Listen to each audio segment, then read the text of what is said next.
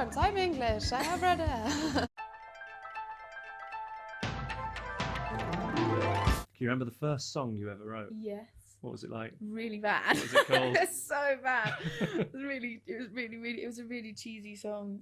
But it was about like an imaginary breakup. Like it was like really living through the torture of an imaginary breakup, and it was about like someone, like all this weird imagery about like a dead rose on the table, and then looking at a picture on the wall and slumping to the ground where we last walked, and really like overblown. Can you put an age on that? How old were you when you wrote it? Oh, it was probably about 13. Fantastic. Never had a boyfriend, but went straight to the bad bit. Whatever kind of channel there is, or whatever's like going on when you're making music, which often feels like something is working through you rather than you, it was so much clearer, and this album just kind of flowed out. So the song is sometimes very clear in what it thinks I should do, or it's very clear about an idea it has about the world, but it almost comes from a place that I don't understand. So often whatever message is in there, I don't hear them in real life, or I just choose to ignore them. So it's a kind of useless superpower. It's like you're able to predict the future, or you're able to understand something very deep about yourself, or you're able to see exactly the right answer in the song, but in life, I have no idea what I'm doing. And I kind of was in, and then I was just thinking about, I have this life and I have this nice house, and what is it that compels me to sometimes just want to completely sort of destroy everything? I literally never have any idea what I'm going to do. You on stage is a treat. I remember last year you danced yourself into a broken foot. That was my first gig back. It was What the do you first mean? one. So you're all healed up, but I saw images of you broke your foot, right? Yeah, I broke my foot jumping off a stage at Coachella. Jumping off from how far? I can't really remember how high it was, but I think it was quite high up. Don't people catch you usually when I see people jump from stages, and the whole thing you're supposed to... There you are. How did you break it? I took my top off and I jumped off the stage.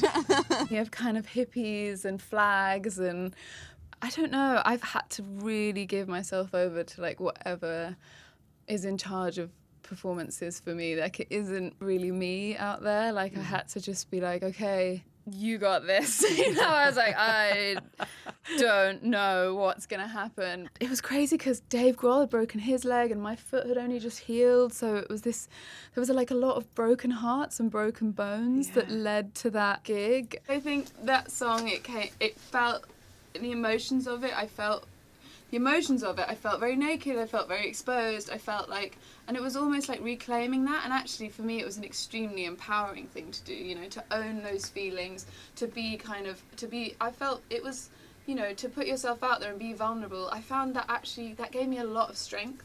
Like afterwards I felt I was like, yeah, I'm naked and I'm angry and I'm, that's okay.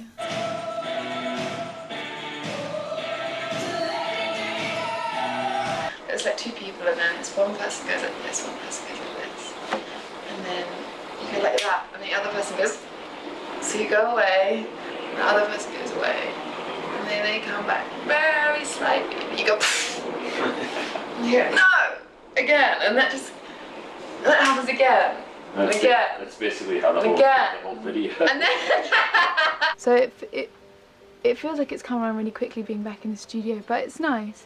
I do get a bit of cabin fever, especially as there's no windows. That doesn't mean I still don't sort of dance around in quite a strange fashion in my bedroom by myself. Favourite album of all time? That's so hard. Interpol Antics is like one of my favourite albums ever, and probably XX.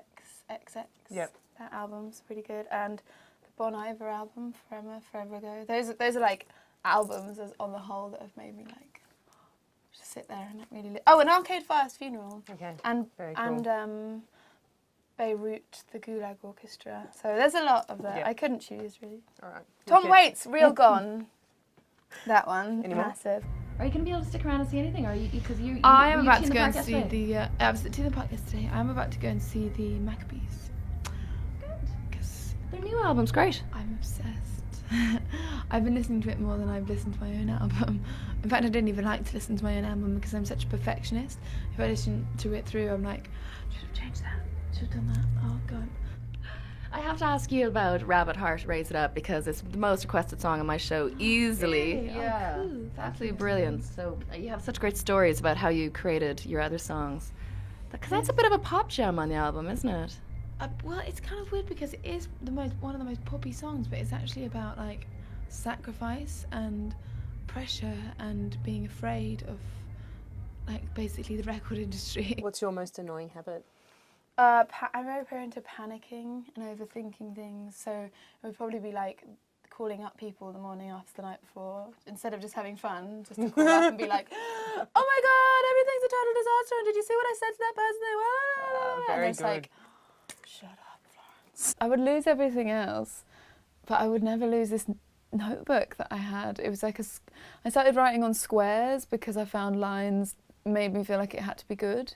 So I started writing on squared paper because it sort of freed up my head. Or didn't host, but you were a musical guest in 2010 and 2011.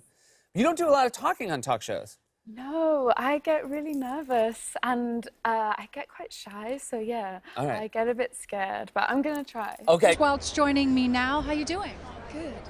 How are you feeling? Nervous. Why are you? I could tell. Why are you nervous?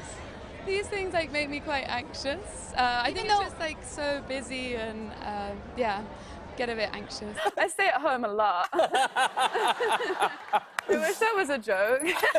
It all sounds so deadly. It's, Pure creative energy. I've heard this a lot. People have been saying deadly to me a lot in Ireland. It's an Irish thing, yeah. Yeah, what does it mean? Is that good? It's, I suppose an American might say awesome, we say deadly. Oh, that's deadly. I like it. I like it. I was writing strange little poems and little drawings. One of them was about meeting a polar bear that eats you. It's like already like really fixated on like doom or being eaten by a bear at 8. It was like deep sense of guilt already as an 8-year-old. I don't know what I was. Struck me as somebody who maybe not only had an imaginary friend as a childhood, but maybe had an imaginary world. Well, I remember I got really obsessed with Little House on the Prairie. So me and my sister, we had a bunk bed, and so we made the bunk bed into the house and the whole rest of the room into the prairie with like a towel river and like fields of corn made of books. And it was really boring actually because the only game was go out, plough, come home, cook in the house, It seems fish in the towel river. I've read that when you were 8 years old, you would put on your mom's robes and sing Billie Holiday with a wine glass full of orange juice. When you were young, you wanted to be? A zoologist. I also wanted to be a secretary, weirdly, because I thought it was like really glamorous. You know, you like had a Diet Coke for lunch. Or a secretary? Secretary, yes. Receptionist for the animals. Like Camel's got a really booked up diary. To keep him, I have to make sure he gets to all his appointments. I just show up like hungover all the time, or not at all, or like on the wrong day, crying.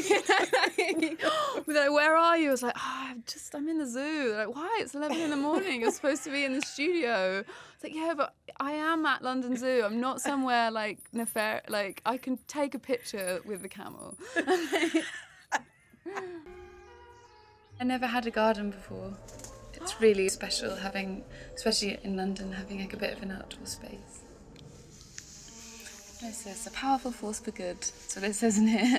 And the view from the stage is like, there's been like some hallucinatory stuff that's happened in my life, as you can imagine, but this was the trippiest thing that like I ever did. So I feel I've been doing it for a while, and I feel kind of really honoured because sometimes you really get to see the best in people at a show. Like I'm up there and like, everybody, tell each other that you love each other. Tell people you don't know you love each other, and you just see everybody is so up for it. And yeah, so it's so important to me, the live aspect, and connection is such a big part of that. And when you feel like you're taking everyone somewhere with you, it's a very collaborative thing, I think, a gig. I just opened it on a page that literally just says, not this again.